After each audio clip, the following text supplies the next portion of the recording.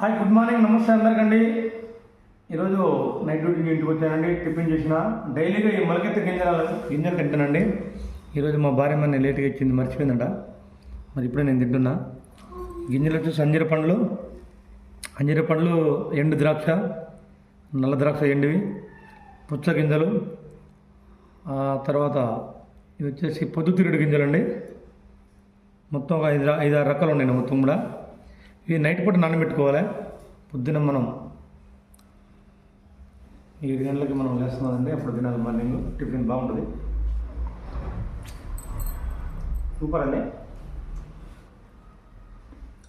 నల్ల ఖర్జూర,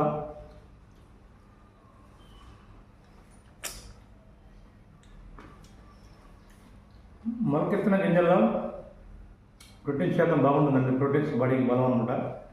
మీరు కూడా తినండి.